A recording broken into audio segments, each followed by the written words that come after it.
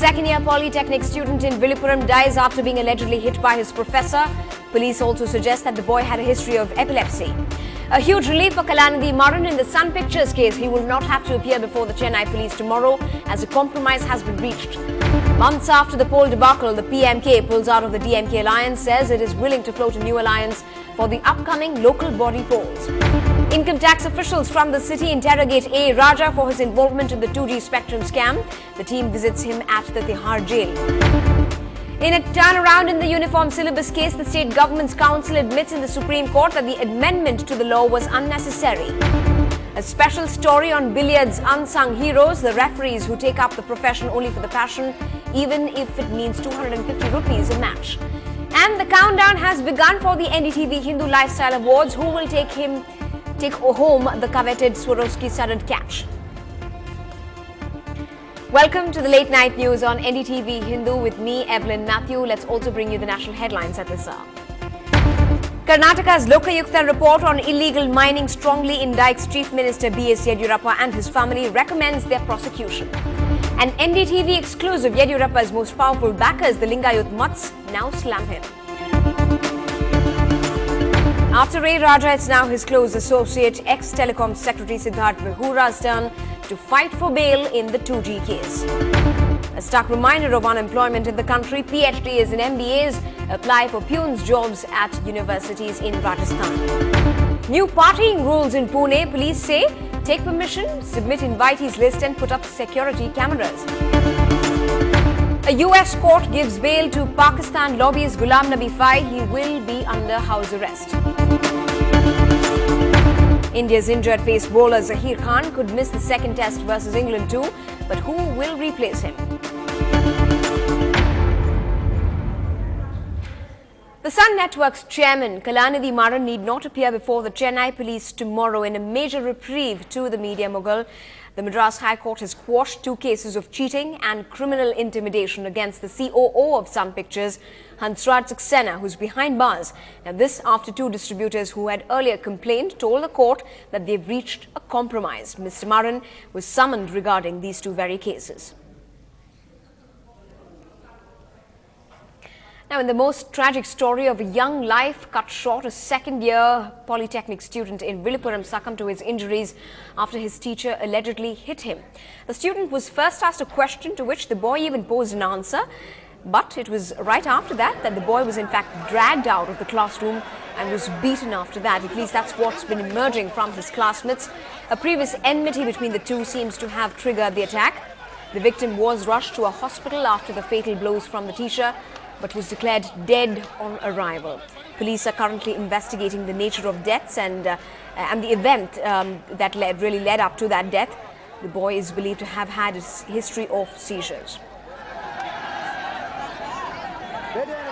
In fresh developments in the disproportionate assets case against Jayalalitha, the Bangalore High Court has ordered a notice to the Special Public Prosecutor. Now, this is in light of DMK's Anbaragan, who had challenged the Vigilance Department's decision to conduct further investigation in the case.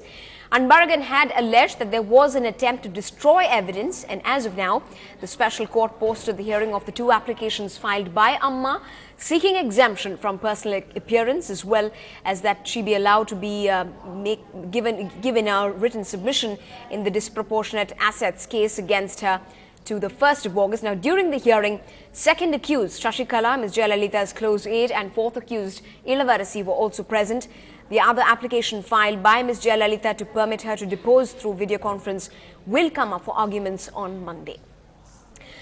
In some political news, months after the electoral debacle, the PMK now has pulled out of the DMK-led alliance in Tamil Nadu.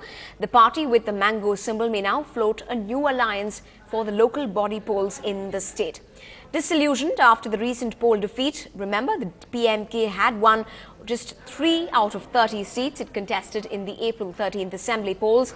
But it will be interesting to watch out for the constituents of this new alliance and whether the mango will finally land over at the Poets' Garden.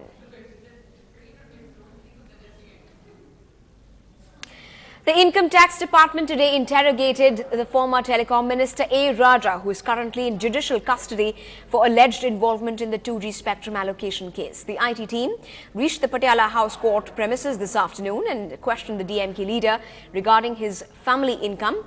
The IT department officials got permission from a Delhi court to interrogate 6 of the accused, including Raja, Swan Telecom's director Vinod Goenka, its promoter Shahid Usman Balwa, and 3 Reliance Group officials in judicial custody. Their interrogation would continue till the 29th of July. The Tamil Nadu government seems to be rather confused about where it stands in the uniform syllabus case. At the Supreme Court today, in a turnaround of sorts, the state government's council admitted that the amendment to the law on the uniform system of school education was unnecessary and that it was the personal stand of the council on the case alone.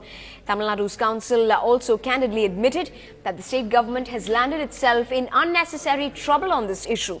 The newly formed Jayalalitha government brought the amendment for postponing the implementation of the uniform system of education by a year.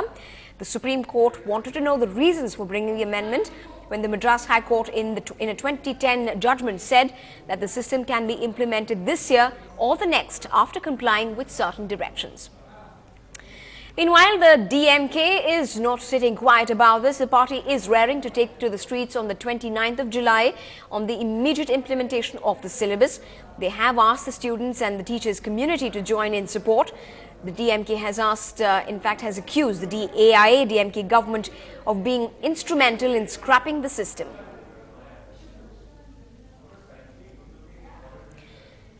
Come September, and Ranganathan Street in T Nagar may stop being the shopper's paradise that it is now, as the CMDA or the Chennai Metropolitan Development Authority plans to follow the Madras High Court's demolition orders on shops that violate the building norms and permits and skirt issues such as fire safety. Now, all of these shops have a deadline of September end to reply to the notice.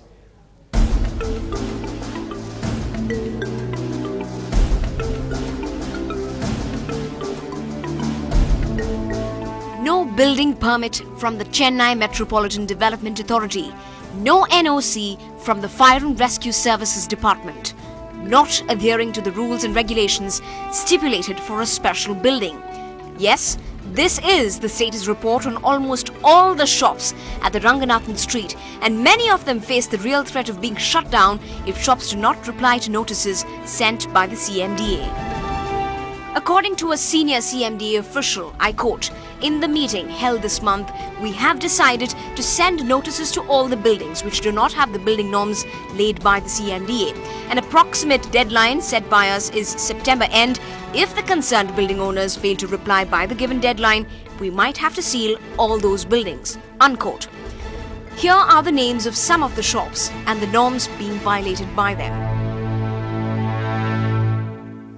Everything has been happening without permits, without license. It's been going on like that for how many number of years I do not know.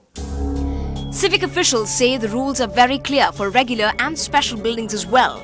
The new buildings that are being built, we are very strict. We have already issued hundreds of notices to the violators. With regard to the old buildings, we will wait for the decision from the government. Whatever government orders, we will simply implement that. Shop owners refused to comment on camera, but conceded that norms are being violated.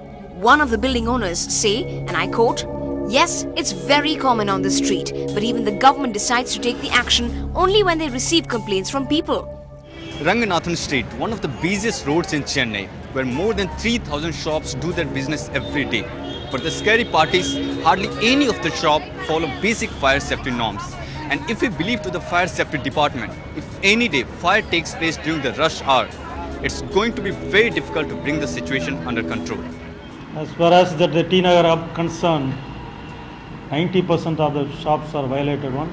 Public, without any inch of place, they are moving, crowd will be there. But our police outposts all will be there. They have addressing system, so they evacuate the people. But negotiating such a mass is not easy one. And not just shops. even some hotels violate, like the Taj Kamar, which had got the license for a restaurant but is running a fully fledged lodge without proper license. In Chennai with Sudarshan, Evelyn Matthew for NDTV Hindu.